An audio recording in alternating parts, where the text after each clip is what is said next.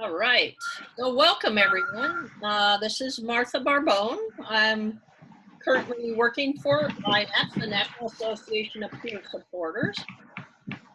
And I'm so pleased to bring this webinar to you today. This is actually the 44th webinar N.A.P.S has presented, and almost all of them since number 13 are available for viewing on our website. And this one will be too. Definitely ask as you join, if you can put in the chat your name, where you are, and what you hope to get out of the webinar today. Again, as I said, the National Association of Peer Supporters, we're a membership association for the peer support profession.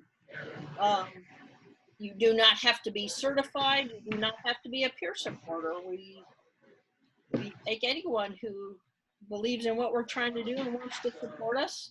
And our mission is to grow the peer support profession by promoting inclusion of peer specialists throughout healthcare and other community systems.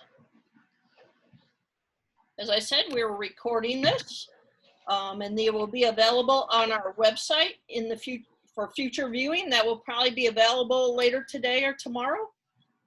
Just so you know, we're going to be switching to a new website probably within the next month, but all of this will transfer to that new website. We asked during the presentation that you mute your device and you turn your video off, just so people can concentrate on what's being said by the presenters and on the screen they're sharing. We will have time for questions at the end. And, you know, at that time, it'd be okay to go ahead and share and unmute. You can use the chat throughout. There's usually on a ribbon on the bottom of the screen. You can actually select to chat to everyone or to any one individual. I always tell people now, because this is something I learned, if you do a private chat to one person, as the host, I get all of that. So if you say something in the private chat like that, Martha, I wish she'd shut up, I get to see that. So that doesn't tell you not to do it, but I want to warn people, because some people see that word private and they think it really is, and it's not. Like so much else we're told is private. If questions come up at any time, you can put them in there and we'll sort of track them. We're going to take questions at the end, but if you want to put it in there so you don't forget, go ahead and do that. So without further ado, I'm going to hand this over to our presenters today. And Mary Kay, you can take it away. Okay, I guess I'm not mute, so I'm going to share my screen. Okay. And here we are. So we're going to talk today about peer support in the time of, oh, I didn't want to do that. Talking about communication using technology right now, because so many people are either quarantined or we're in a safer at home situation. But when we have to be separated from people, how do we continue to provide peer support? Because we're seeing terrible, you know, the incidents of attempted suicide, drug overdoses, you know, a lot of mental health crisis because of the stress that we're under today. So, okay. Now my laptop is misbehaving.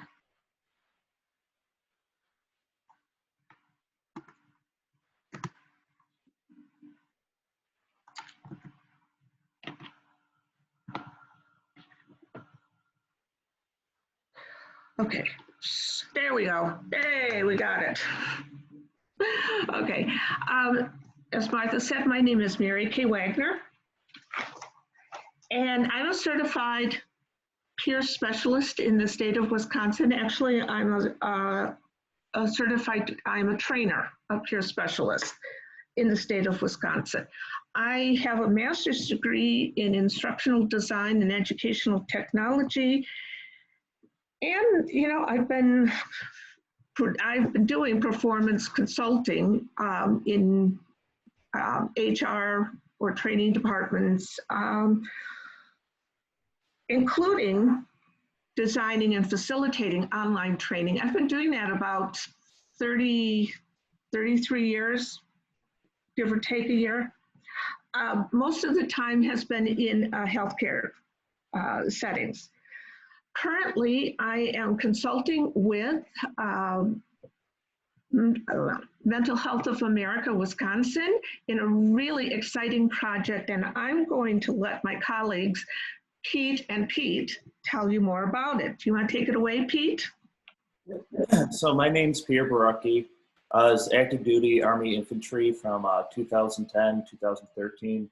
I spent a deployment in Afghanistan from April 2011 to April 2012. I received a Purple Heart for injuries in Afghanistan. Now I'm currently a peer specialist at R&R House. The R&R House provides a safe and welcoming environment to Wisconsin United States Armed Forces veterans that are facing barriers on their path to emotional and or behavioral wellness. The purpose of the R&R is to facilitate recovery using the peer support model. Our staff of veterans have military experience from Vietnam to the War on Terror, each experience with their own mental health and or substance abuse struggles, and have unique insights and tools to share to help with you and with your recovery path. I'm Pete Glowinski. I'm a Marine Corps vet. I did 2 tours in Iraq. I work with Peter and Mary Kay here at the R&R House. I have a degree in criminology, and I just completed my peer specialist training last week, so I'm hoping to get certified at the next opportunity. Thank you.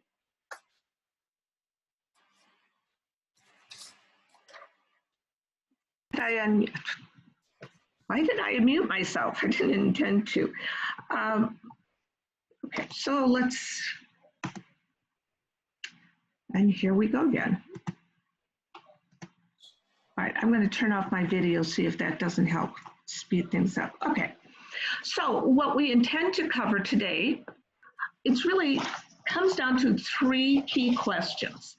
The first is, how does technology get in the way of doing effective peer support? And I noticed in the chat, that was a question that a lot of you kind of were, you're having issues with, or you want to answer.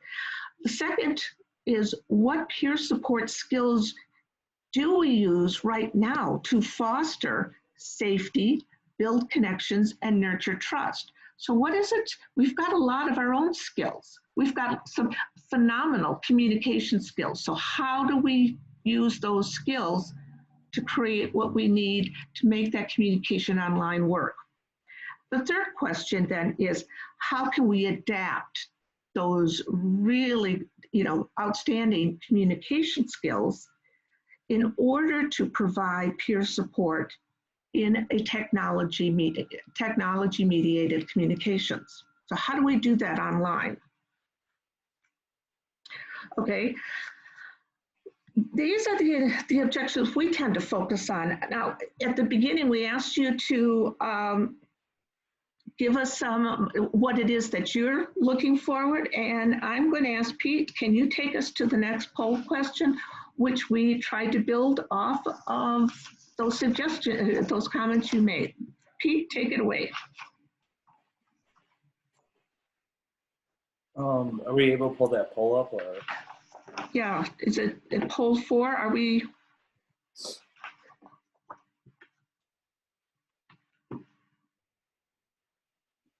Mary Kay, isn't the next slide the written questions from the poll? Yes. Okay, you need me to.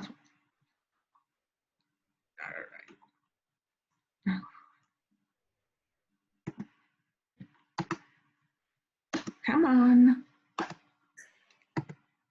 My system is just not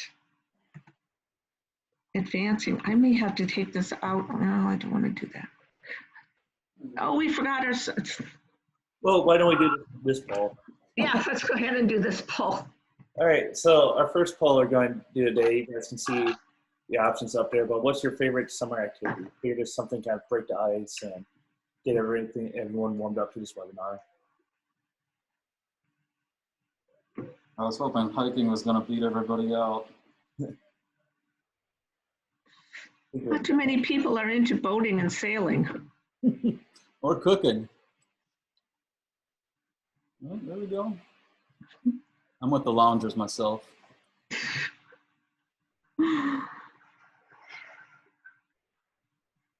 So, Campers win. camping, wow.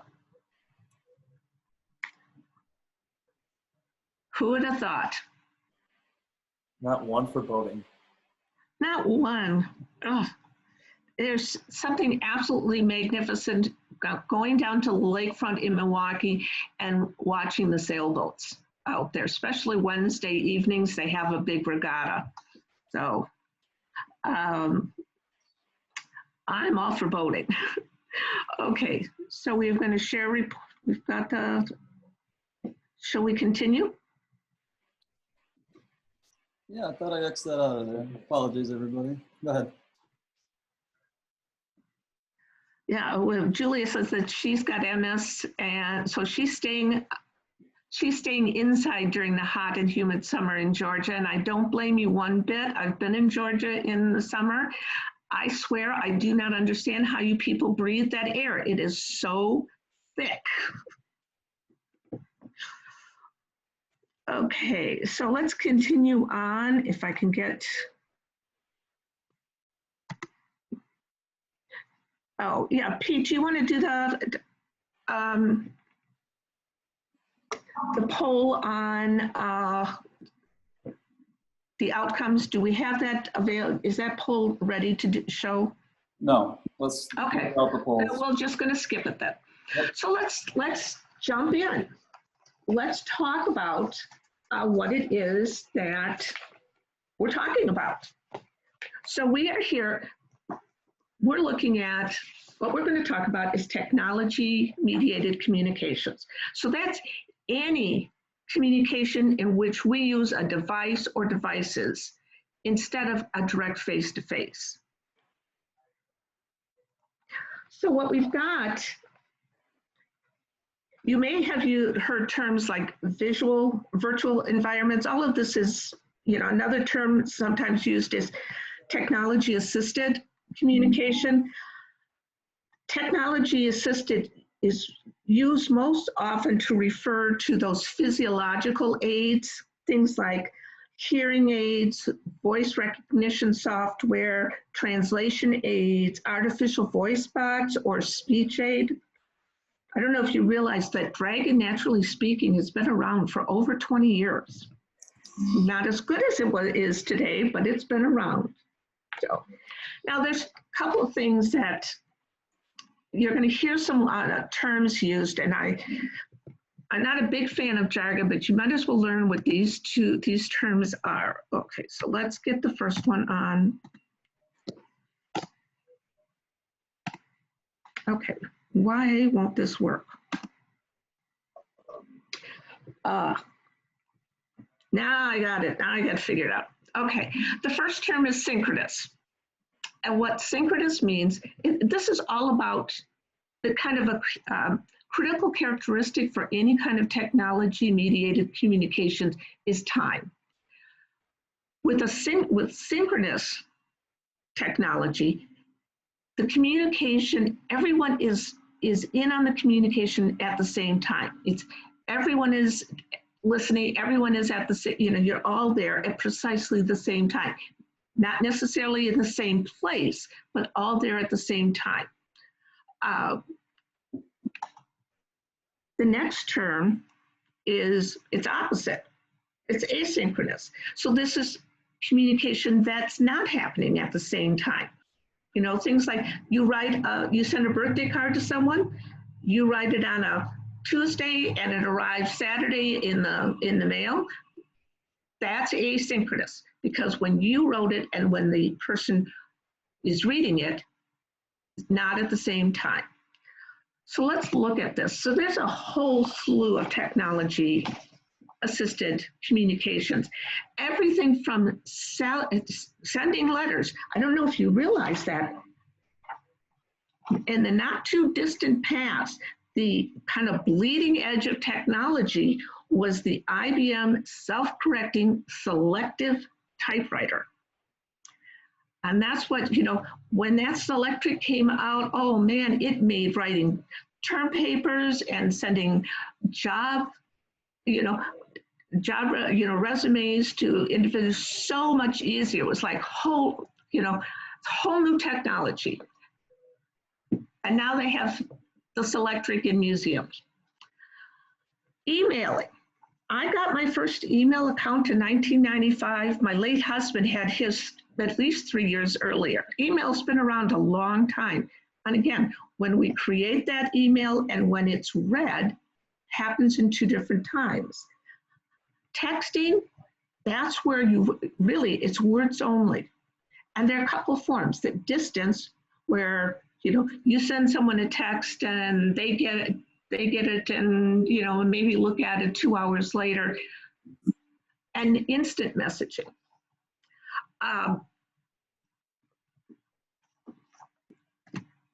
I just want to kind of stop here. These first 3 types of communication, of technology mediated, are what we call asynchronous. They don't happen at the same time. But when we get to instant messaging, now we're moving into the synchronous environment. So we've got naughty computer, audio only. It's like our cell phone, our smartphones, using Skype, or using the audio only function of something like Zoom. These are all examples of synchronous communications. So what all does that mean? Well, I like technology.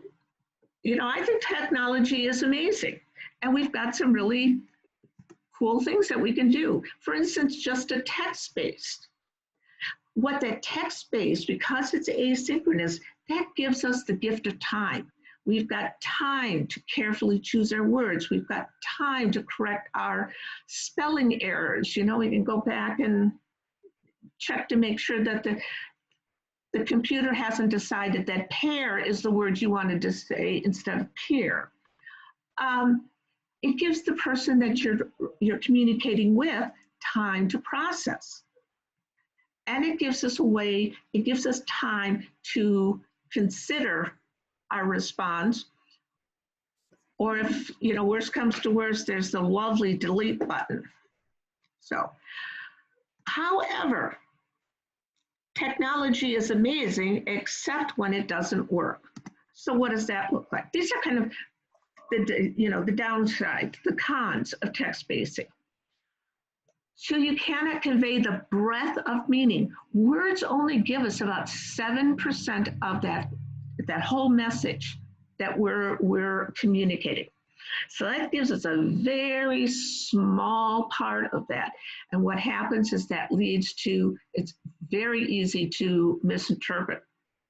The early days of email, there were people who were like, I'm never emailing again because it just gets me into trouble.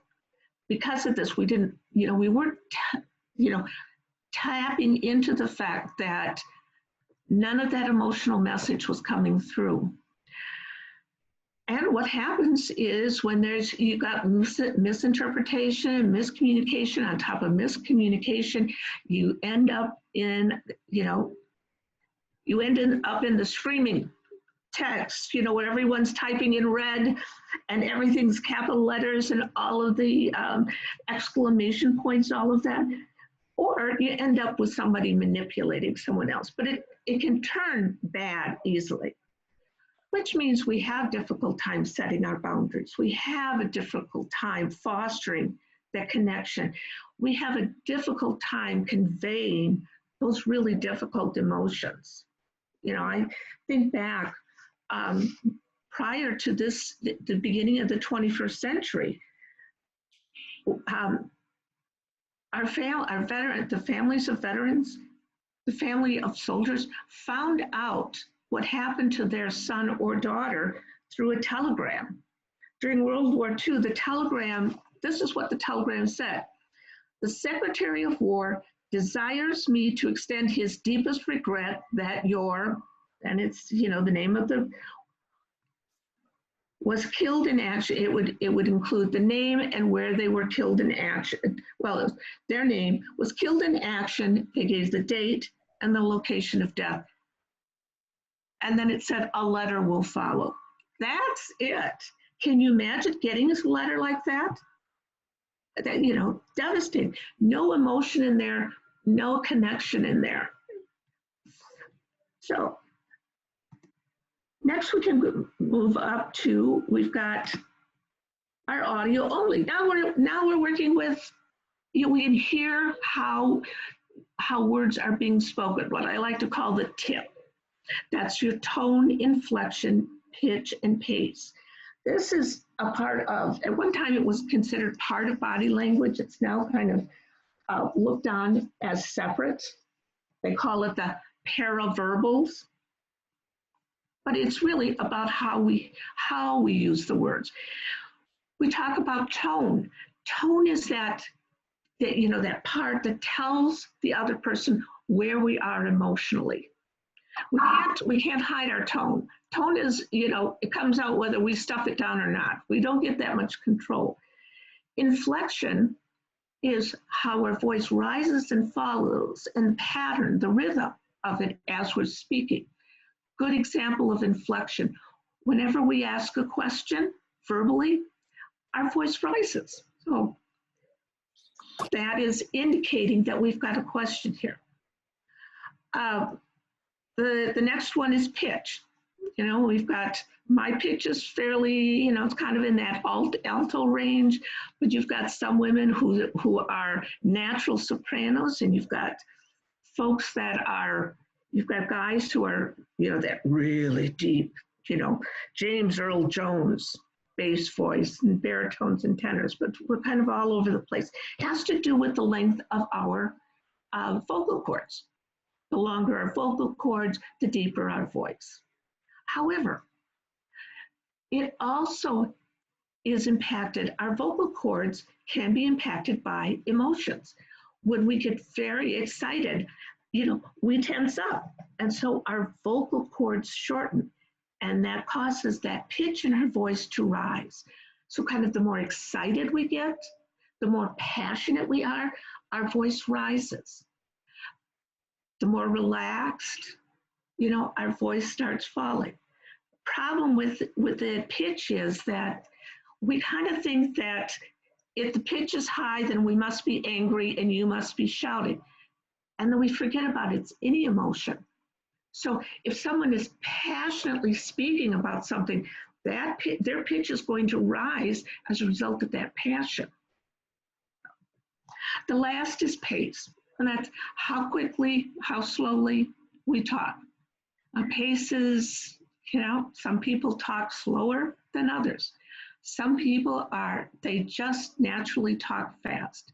When we think of pace in terms of audio only, we are thinking in terms of how it changes within the individual. How do I speed up and slow down to get my emotional message across?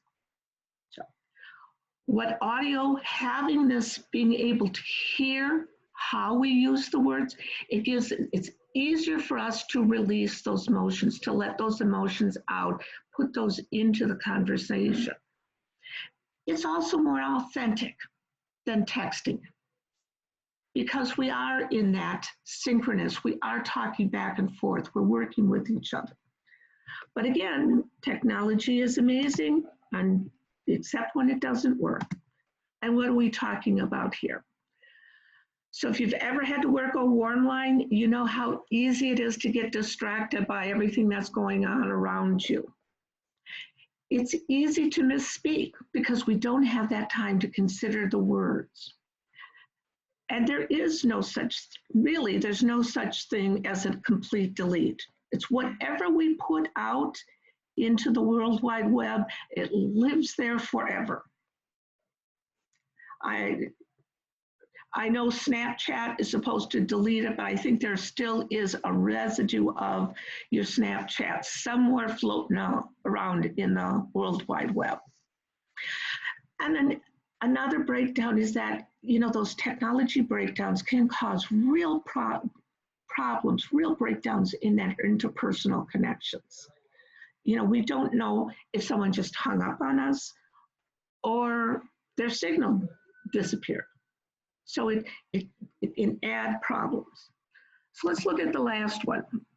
And again, amazing technology. We're using it right now with this webinar. Just a sec. When we're in video chats, we can see each other.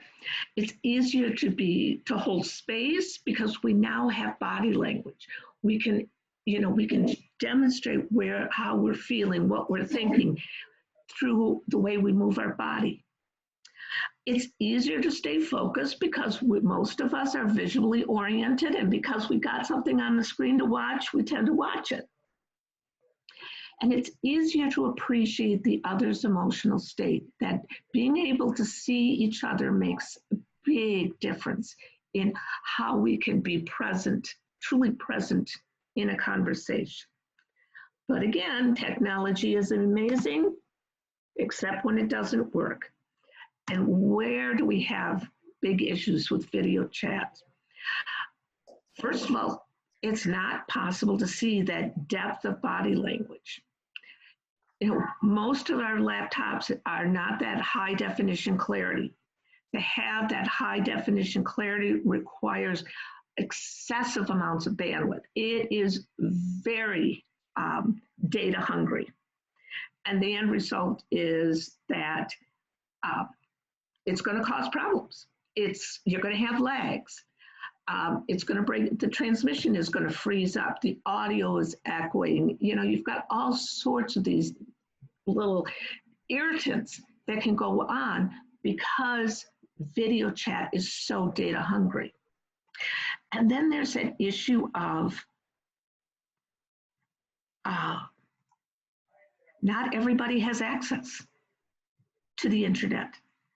You know, here in Wisconsin, the broadband internet connection is just not available in the northern part of the states and some parts of the western part of the state. So now you have people that, you know, people we need to communicate with, but they don't have this video chat. So you've got the fact that technology is not perfect makes it a big barrier. So,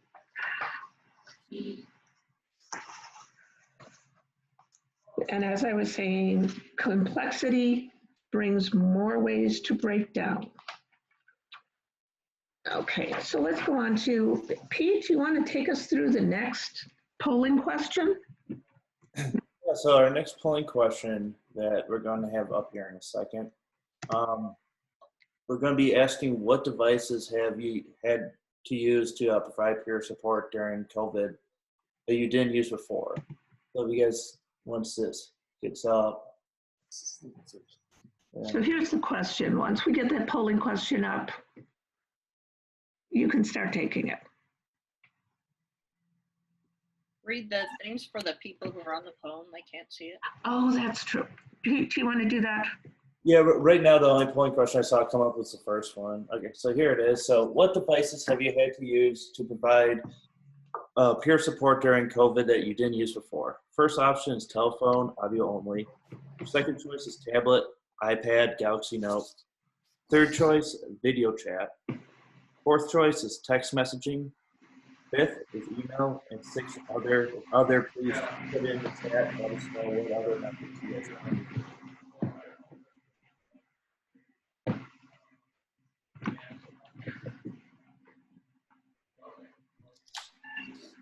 So someone has written something in chat. Can we take a look at it? What is that? Yeah, what are we doing to engage if peers do not have access to technology? Great question. That's a great question. And really, it's because we're about, we're about being there for the peers. If they don't have access to technology, we have to do it a different way. They don't have a cell phone. They don't have a laptop. We need to, talk and figure out together what is the best way to communicate. Okay, so it looks like video chat. A lot of you are dealing with video chat. Are you having problems with video chat?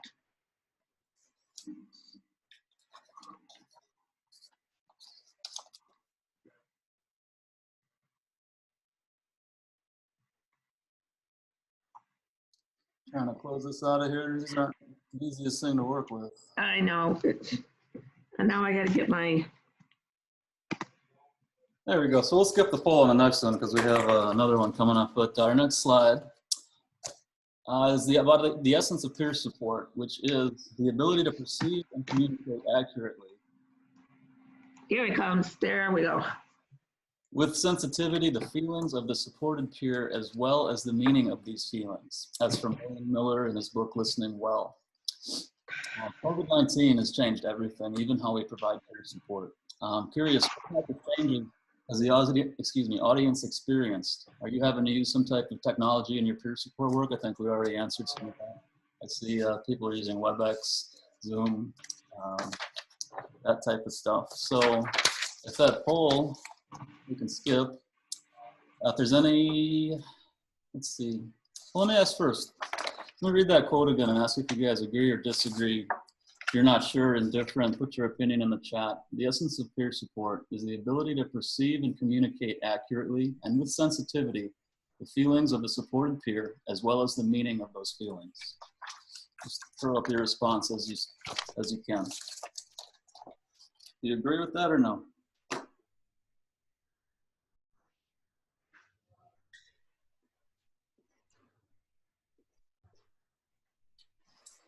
Yep, overwhelming agree.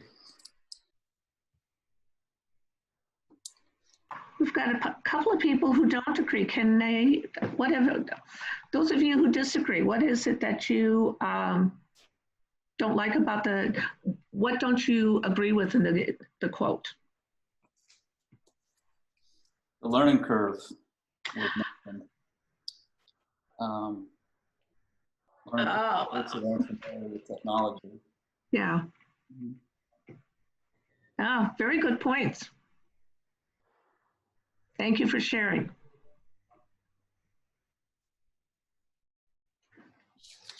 I think you're up next, Mary Kay.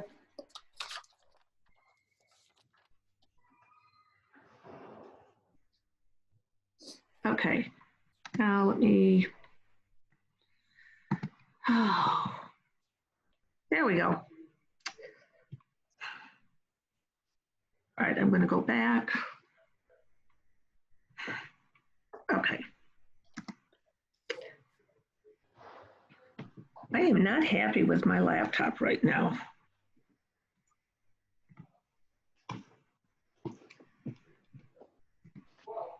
Okay.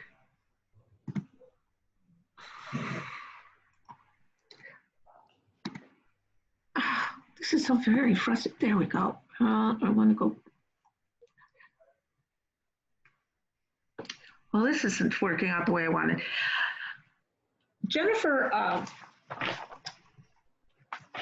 Britton has written a book called Effective Virtual Conversations, and she is looking at what does it take to have, how do we have those virtual conversations so that people can learn, that we can share ideas, that we can communicate with each other.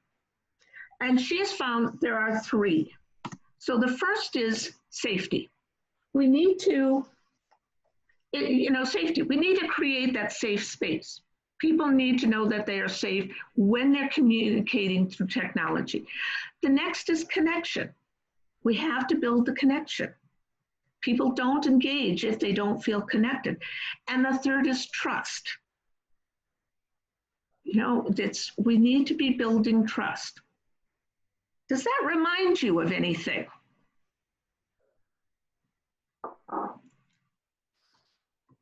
I look at those three, and what occurs to me is that's what we do as peer specialists. This is a core part of the job that we do. We're creating. On the first floor no more. Well, they kicked us out pretty much. Getting things back to norm.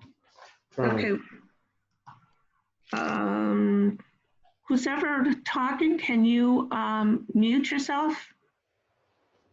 Thank you. Okay. So, what does all of this mean in terms of the work that we do? Pete, you want to take us on a deeper dive into these three elements? Yeah. Okay. So if we can move to the next slide. All right, so fostering safety. Safety is a state of feeling free from emotion of physical harm, fear of being physically and emotionally harmed, fear of being judged. Safety is difficult to find. The reason is we each have a unique definition of safety based on our lived experiences. When we say we foster safety, we are providing a constant, transparent environment in which the peers are able to find their own sense of safety. It's not up to peer support specialists to define it. When we feel safe, we feel respected and accepted. We do not feel we are being judged. The environment is free from judgment. We feel safe. We can be vulnerable. So the key there is that consistency.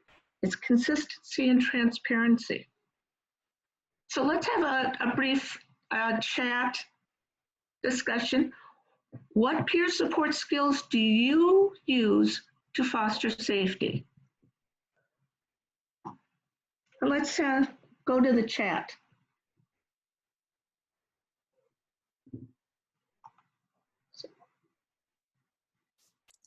What have we got going in chat right now?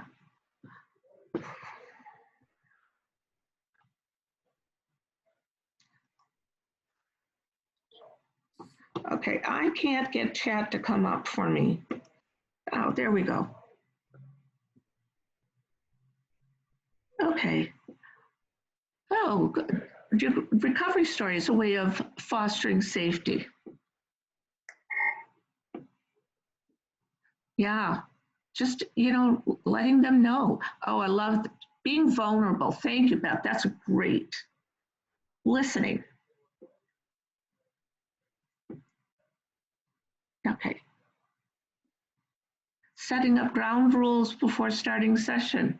Great, Pove. Excellent.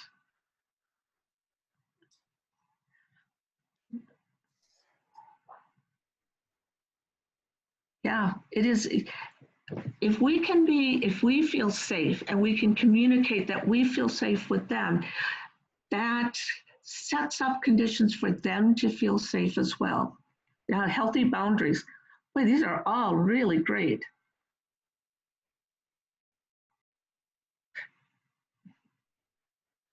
Okay, excellent, excellent. Shall we go on to the next? Yeah, I think we got some great answers. Yeah, okay. So let's talk about building connection. Go ahead, Pete. All right, so building connection. Connection is feeling a touch with someone who cares, with whom you feel safe and share a common purpose. Now, for me, when I'm meeting with another peer, one thing that helps me always build a recovery or using my recovery story. What other good peer support skills can we use to build that connection? If you guys, once again, just put your answers in the chat and we can go through them.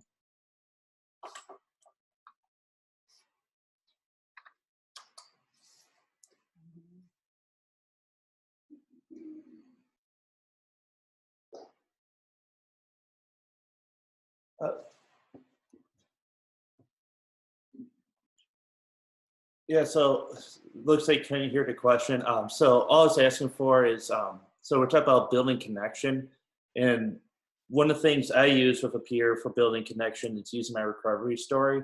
So I'm just wondering what other peer peer skills do we all have that we can use to build a connection? Perfect.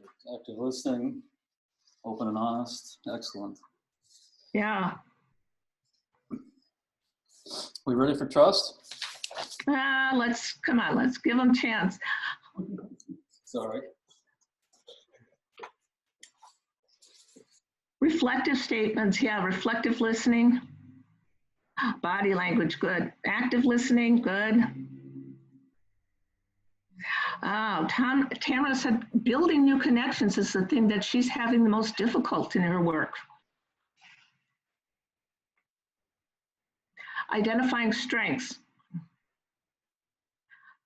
Listening for what is being said. So kind of that seek first to understand and then to be understood.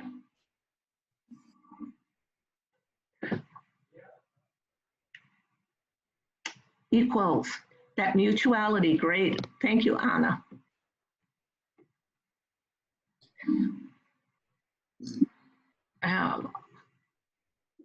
Great, offering reinforcement that what they say is and feel is valid, exactly. Humor, showing empathy, great. These are all wonderful answers. And notice, you know, the number of skills that we have is just kind of off the chart, which is good because we're going to use those. Okay, Pete, shall we go on to trust? There you go. There you go. Nurturing trust. Choosing to make something important to you vulnerable to the actions of another. When we trust, we are braving connection. And I want to pause on the word braving. It's actually an acronym, but as many of you probably are aware, being brave is knowing there's danger and feeling brave. And that's exactly what we're doing when we reach out for support via technology. There's a danger in being vulnerable or trusting a new supporter, maybe even a stranger. The acronym itself, braving, boundaries, about respecting boundaries, and when the boundaries are not clear, asking. Willing to say no as part of respecting your own boundaries. Reliability, doing what you say you will do, not overpromising and balancing competing priorities. Realistic and honest about what you're capable of doing. Accountability, owning our mistakes, apologizing and making amends, as well as giving others the space to own their mistakes, apologize and make amends. Vault, you don't share information that is not yours to share. Integrity, choosing courage over comfort, choosing what is right over what is fun, fast, or easy, choosing to practice values and not just profess them. Non-judgment, I can ask for what I need and you can ask for what you need. We can talk about feelings without judgment. Generosity, you extend the most generous interpretation possible to the intentions, words, and actions of others, believing that people generally do the best they can. Next one. So what are the peer support skills that you use now to nurture trust?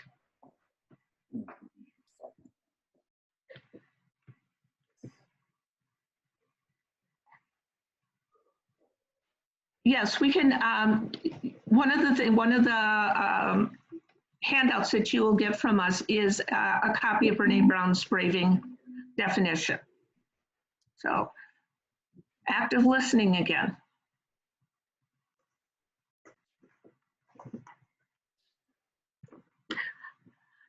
Consistency. Be accountable and present in conversation. I like the no cold handoffs too. Oh, yeah. They don't send peers of services they haven't vetted. That's very important. Follow through. Excellent. Oh, that's a great point, Elaine. Being transparent about your own recovery. Remember, this is a mutual relationship that we're in. Oh my gosh, we're getting so many. Oh.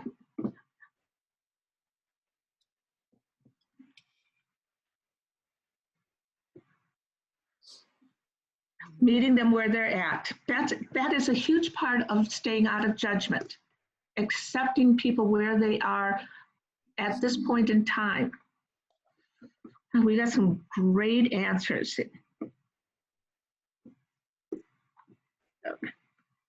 So,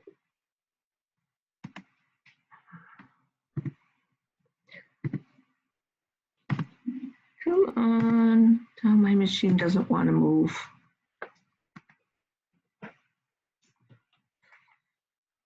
Trying to change it. Yeah, I'm trying to change it.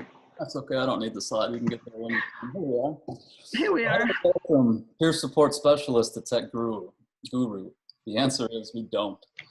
Instead, we rely on our strengths, our peer support skills, and then we take what the technology does well and use that to augment our skills. But technology throws up barriers. We use our peer support skills in different ways to overcome. The bottom line, it's not about the technology, it's about the peer and their needs and desires, and what we bring to the table to meet our peers where they are. Okay. So John is asking, how do you stay within your own truth to help nurture? That's a very good question. And this is about, being authentic. Part of trusting is trusting ourselves. So we're being honest, we're being accountable to ourselves. We can rely on ourselves to be, what we need. We don't judge.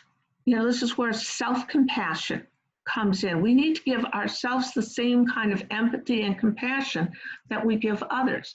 Because if we don't have that empathy filling us up, there's no way that we can give it to anybody else. So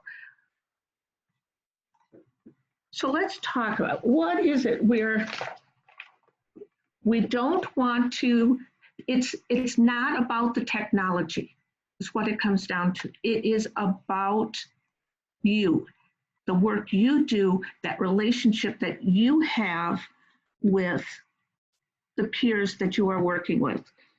Come on.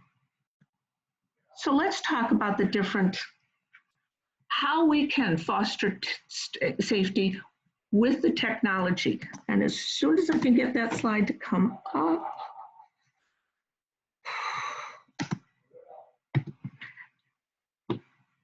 And this is the problem with technology. It doesn't always like to work.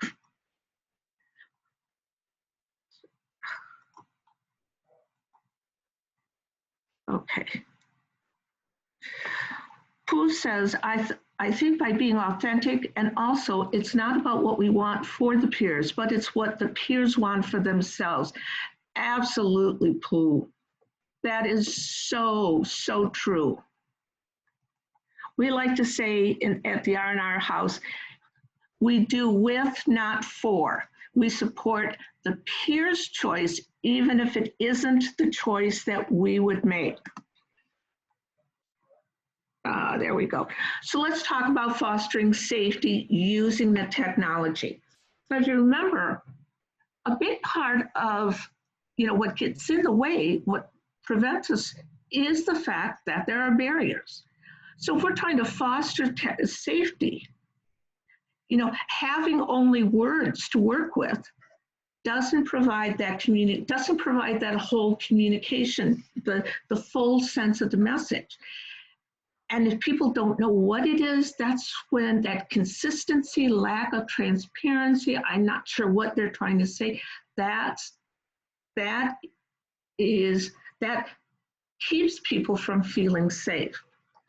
The fact, if a message, if there's too much misinterpretations, we end up in aggression. And whenever we're faced with aggression or someone trying to manipulate, we pull back, we don't feel safe. So how do we use our peer support skills to overcome these barriers? Okay. As you all notice, active listening is really key. Things like using I statements, open-ended questions. We don't assume someone else's meaning, we ask, and we want to model these healthy expressions of emotions. So we're on the phone or we're texting with someone and our system starts, doing creative spelling correction.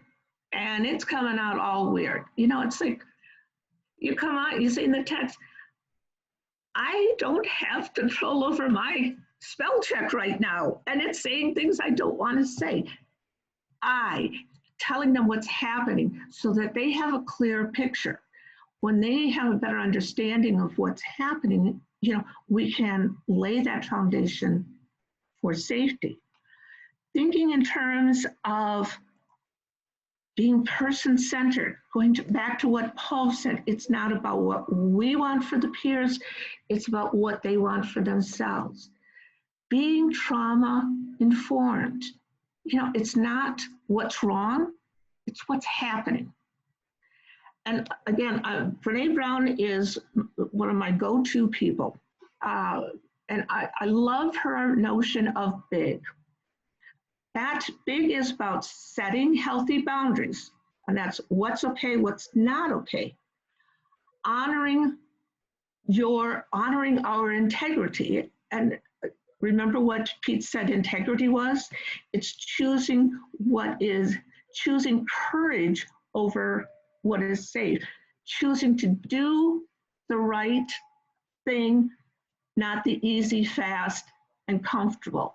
It's being out there. It's living our values, not just professing them. And finally, it's because we've got these healthy boundaries and because we are in our integrity, we bringing our authentic self to the conversation, we are able to make the most generous assumptions about the behavior of the other person. So that's big. It keeps going back to, if I believe in myself, I have healthy boundaries, I'm staying in my integrity. I find, for me personally, I find it is easier if I assume the person I'm working with, no matter what's going on in their life, is doing the very best that they can. So what are the results when we use these skills? And my system doesn't want to move. Come on.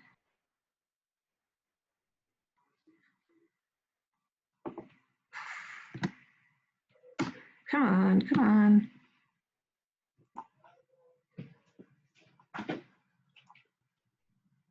There we go. So our outcomes, we're able to model text-only communication that includes that emotional messages. Things that we can do to augment are using emojis or GIFs or memes in very conscious and, what's the term I'm looking for?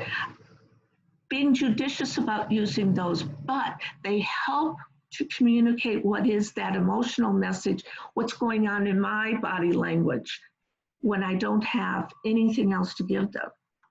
It also creates this setting in which the other person can start feeling safety. We don't impose safety on them. They have to take safety. They have to say, I'm feeling safe, I'm not feeling safe. Okay.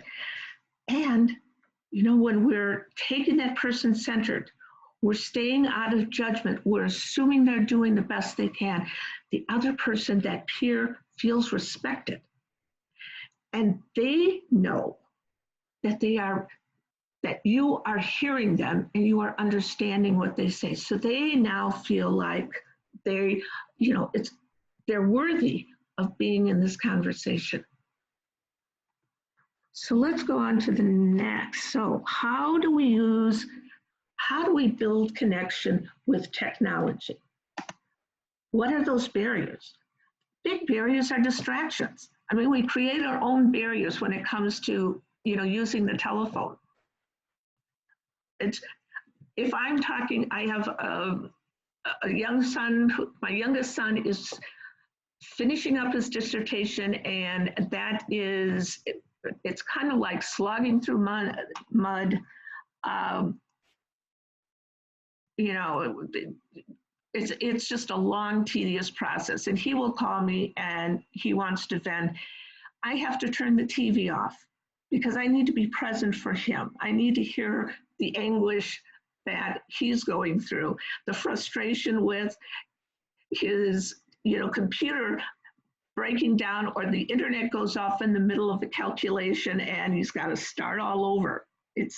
But it's those distractions. We need to be there for the we need to kind of push away the distractions. The other is that it's so easy to misspeak. It's so easy to say something that we don't really mean. It's like the words start coming out of your mouth and you realize you don't want to say them, but there is no way to shove them back in your mouth because they're out there. What skills can we use?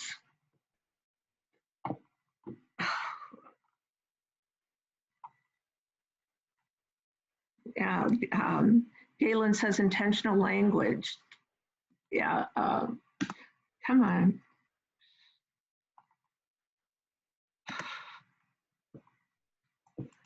Oh, there we go. So the peer support skills, that's being present. That's bringing our authentic self. Self-care is so important. If we're feeling overwhelmed, there's no way we can make those connections with others. So we need to be caring for ourselves.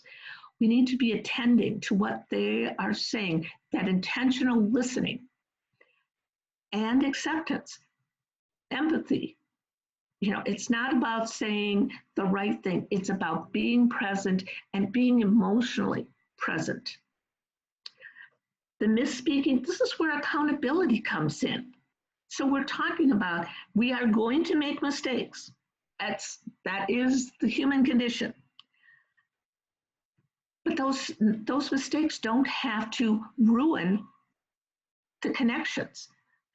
If we apologize and we make amends, and we give the people that we're communicating with the space for them to acknowledge their mistakes, apologize, and make amends. So it's giving us the room to learn from our mistakes. Okay, what are the outcomes? So now we've got a peer who feels more confident and connected. And because they feel confident and connected, they feel that this relationship is now safe and beneficial. And when we take accountability, when we build accountability in, when we make amends for our misspeaking, we have created a safe place for everyone to learn from their mistakes. Mistakes don't, we stay out of that shame. So it's not about we make mistakes, we are bad people. It's we make mistakes because we're human, and now we're going to make up for it. We're going to apologize and make up for it. And that creates safety. Connection creates safety. Okay, let's go on to talking about promoting trust with technology. Again, what are those issues? And the big issues is the technology itself. Glitches can lead to miscommunications. Poor quality equipment or lack of internet accessibility can limit our ability to engage. So what are the peer support skills that we can use? Come on, there we go. This is about being transparent. Yes, we are struggling with this webinar software. My laptop just simply doesn't want to move from one slide to the next easily. That's about, being upfront, being transparent. It also creates, being mutual, recognizing that we're not about doing for, but doing with. This is a relationship building. And when we focus on that, building the relationship, building building that safety, we create mutuality. And mutuality is kind of the bottom line for trust. And it leads into collaboration. We're working together I'm not trying to fix you. You're not trying to fix me. We are trying to make a better future for ourselves. This is where we want to explore options. So, you know, this is maybe the video chat's not the best thing for this individual. They just don't have equipment. They can't get access to equipment that is going to give them a really powerful, trusting, connected experience. What else can we do? How can we look at the barrier and turn it into an opportunity? How can we say, well, what can we do differently? How can we make this a challenge that we can overcome? Because when you overcome challenges, again, you're building self-esteem, you're building that mutuality, you're building trust. The end result,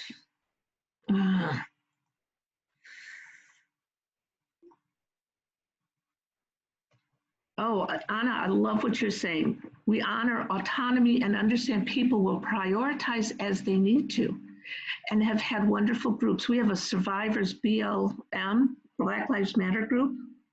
Oh, this is wonderful. Thank you so much for sharing. We gave out the swim at your own risk. That's great, I love it. Wonderful, thank you. All right, now, can we pull up the last one? Come on, baby, you can do this.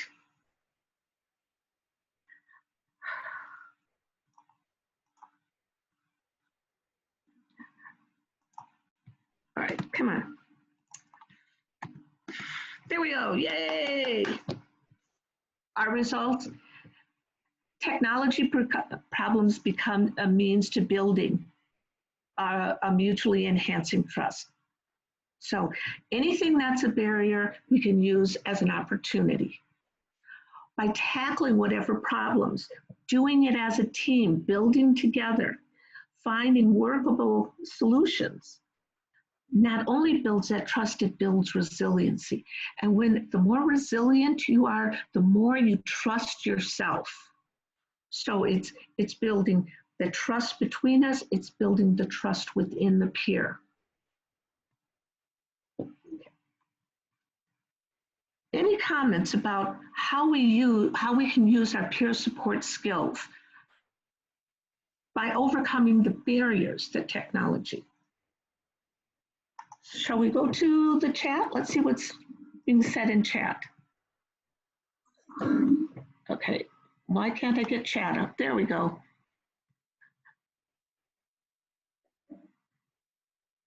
Yeah, that's someone, this is going to be a challenge, but change will be accepted over time. Yeah, it's like, you know, it's everyone has, you know, change is a fact of life. You know, it's either we change or we die. That's the option we have. So we can help people work through and recognize that change doesn't have to be an end, that it can be a step towards a new beginning. Okay. So, yeah, Galen, so true. It's sometimes hard to keep up. So it's part of that is just, you know, sometimes we just need to batten down and you know, just say, yeah, it's happening right now. Let's just kind of get through this. It's kind of like going through a blizzard or a hurricane. You know, you just kind of put your head down and you move forward and you don't try to analyze too much because it's, oh, that's a great. Anna, what kind of program, what kind of platform is that?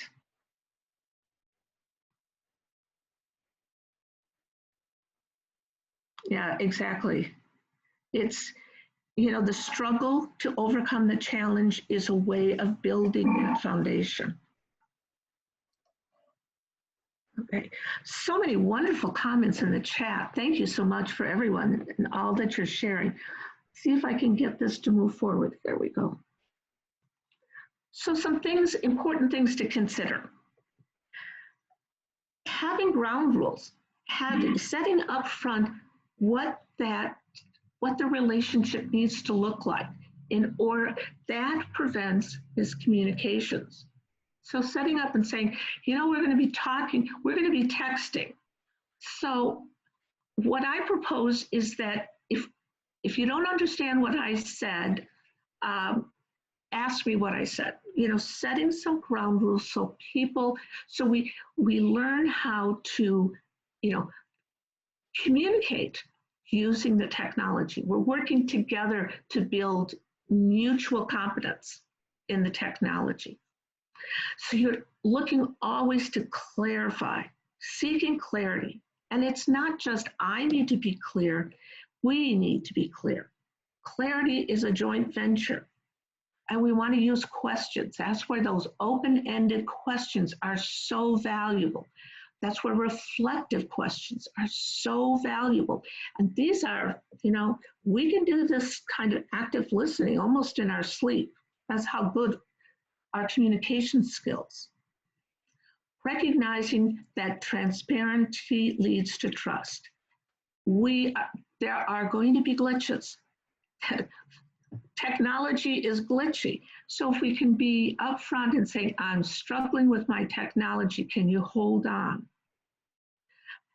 That helps us work together. It leads to trust. It's saying, I'm not ignoring you, but I certainly like to throw this laptop out my own door because it's not working very well.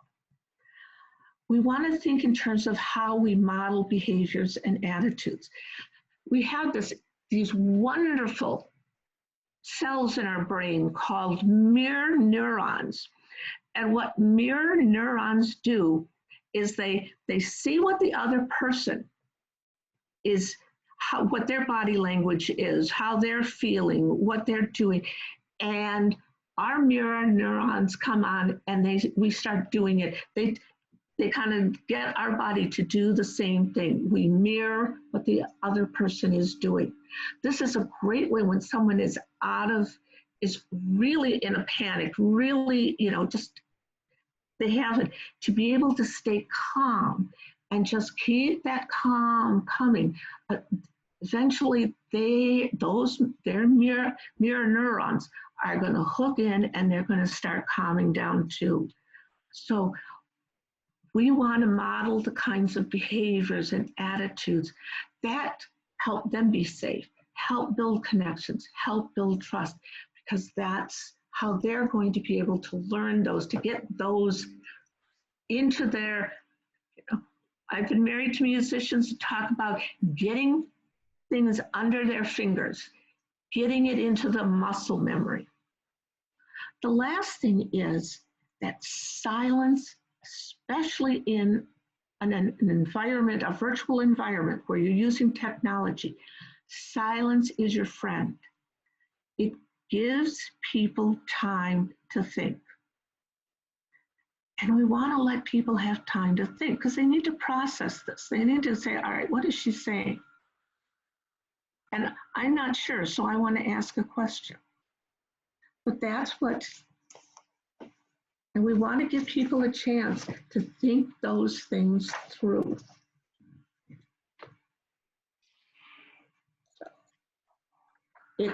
Silence creates space for reflection. It allows us to process and it allows us to grow. I believe we're now at the question and answer, and we have about 20 minutes left. Well, this is a good amount of time. So I'm going to stop share right now.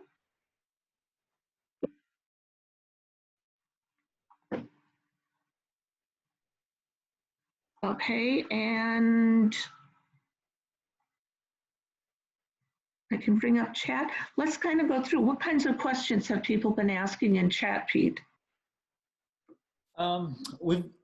You've addressed a lot of them, but one from early on that I'm having trouble answering efficiently is how to warm handoff virtually. Now, without, you know, making my own phone calls and requesting people call other people, I'm not really sure how to approach that. I mean, you could forward an email or stuff like that, but I thought maybe we could roundtable that. And it's a great idea.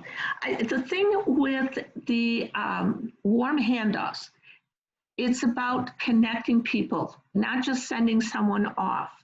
So one way I'll do a warm handoff is I will do I will send an email, kind of a introduction email, and say to the person who I'm trying to do the warm hand of, "Hi, Pete. This is Mary Kay. I want to introduce you to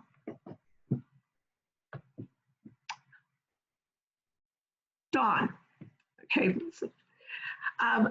Dawn and I have been talking about whatever they're talking, and I think you might be able to give her some assistance in that. And then I will let you and Dawn set up a time for you to meet and set that out. So kind of using that email, that introduction. If you're on the telephone, sometimes you have access to a conference call mechanisms. My smartphone, I can bring another person into the call. Bringing that person into the call is a way of doing a warm handoff. So you're bringing them in, you're introducing the hearing voice, and you're allowing people to kind of move from there. What about some other ideas? Here, I'm looking through them. Not fooled by the tricks of the campaign. Voters vote pragmatically according to how well the party holding the White House has governed the country. Okay, we've got someone. Polls are worthless? They are snapshots. Wow. All right, then. All right, got that out. Okay, so. Thank you. So Tamara has said that they've really loved adding the online video groups to their peer activities. We plan on continuing online and hybrid groups after COVID abates. I'm doing a lot of experimenting with equipment and logistics. Yeah, it's like, this is where we just need to jump in and see what works. So Kate says, let's not fear the technology. Embrace the challenge with technology. Get through the meeting using the basic technology available, even if other technology features were intended to be used. Making changes to make the next meeting better. Yeah, this is about learning. We're always going to be, we always have the possibility of getting better. We're never going to be finished. This is a journey. And it's, it can be an exciting journey.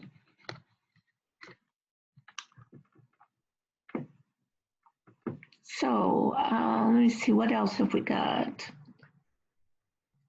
Okay, I'm having problems. Oh, Kate came back, do a 3-way call with great. And you can do that with Zoom. We can bring in another person through Zoom. We simply invite them. No, that's not, there, if you look under the participant button, it's one of those on the bottom toolbar. There, it gives you some buttons to use, and one is to invite. So if I click invite, I can invite someone else, and I'm not going to do that because it's my son-in-law and I don't want to invite him. But that's great. Yes, there will be a recording of this. Yes, absolutely. We will also be sending out a copy of the slides that are used, and we'll send out a copy of Brene Brown's definition of trust, the braving. Is Medicaid in everyone's state going to allow phone and video contacts after the COVID crisis is over? Yeah, I don't know that anyone is looking that far ahead. I think once they have demonstrated that it works, Medicaid is going to have a hard time backing up and saying, well, no, we're not going to do this anymore. Yeah, it's hard to be on all the different social media platforms. You got to pick your battles. Which one is going to be the most useful to you. And you want to make sure that you are keeping your personal separate from your professional. You do not want to be giving out your personal, say, Facebook page to anybody. If Facebook is a good way to connect with a peer, then you want to have a professional Facebook page that you can work through. But you want to make sure that they're kept separate. You want to put up that, what they call the Chinese firewall between the two. Because that's how you're going to protect yourself. That's how you do your self-care. You've got to give yourself time to breathe and to relive. Okay. Okay. Yeah, all right, Karen. Oh yeah, Karen Fortuna at digitalpeersupport.org. Yes, absolutely. Yeah, I've been following the digital support. The big focus there is on the technology. How do we get up to speed on the technology? What we wanted to do differently in this is how do we use the skills that we have? How do we tap into our natural strengths so that we can better use the technology? So Anne wants to know, what is the INSP site link? Martha, can you can you answer that question for us?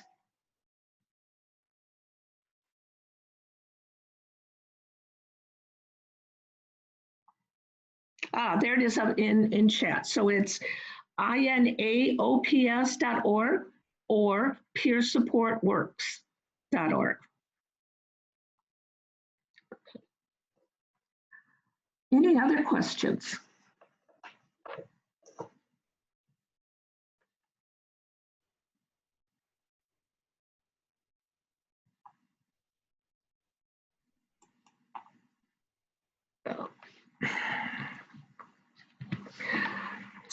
So let's kind of wrap this up. I'm going to share my screen again.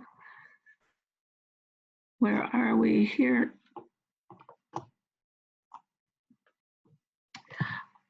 Okay, and I'm just going to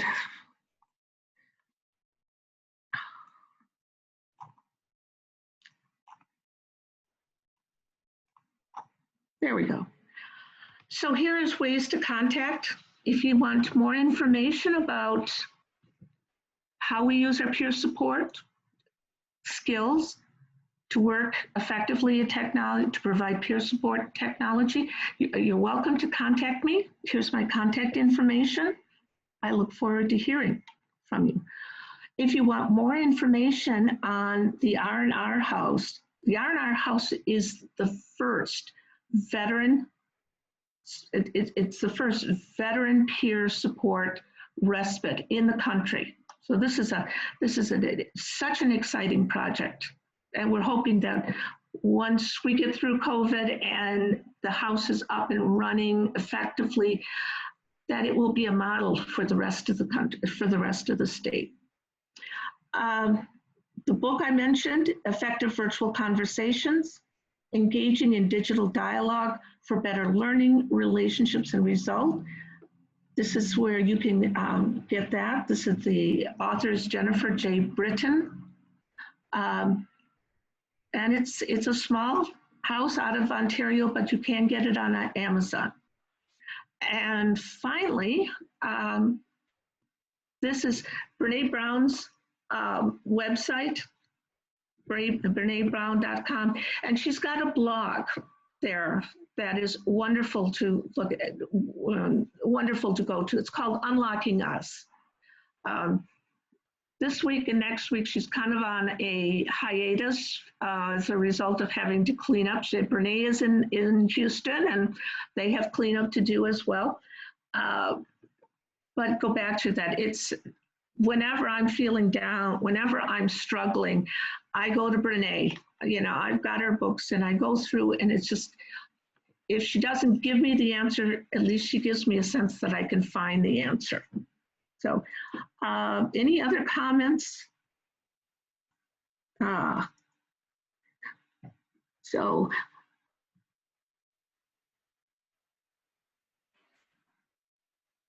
Okay, great. Thank you, Beth. Lisa says their senior leadership is going through the Dare to Lead. Oh, wonderful. Yeah, it is. It's just an amazing program. So if there's, I think we've got 10 extra minutes. Wow. Yes, the Copeland Center is another. That's one of those, go-to places. So I'm going to turn this back to Martha. And thank you all. This has been just a phenomenal experience for us. Just as we put in chat, this will be posted on the INAPS website. It's www.inaops.org or peersupportworks.org. Either one of them will work. And there's a tab that's webinars, and under that it says past webinars. So the recording and the slides and any handouts will be posted there probably later today or tomorrow. If you want a certificate for contact hours, this is 1.5 contact hours. We only give certificates to members of INAPS, and you can email membership, ask for the quiz for this webinar, and we'll send you a quiz, and after you complete the quiz, we'll send you a certificate. And I want to thank you all. I want to thank our presenters very much. Just a little background. Our presenters today were sort of our guinea pigs. We have 5 webinars in a series on peer support during the current pandemic and what that's looked like. These wonderful people had submitted this as a conference proposal, and we decided it was important information to get out there and not wait. And Mary Kay and Pete were the volunteers to go first. So they're the first in this series of 5. We have another next Wednesday, a third at the end of the month, and there's 2 in September. And those are also posted right now on our website.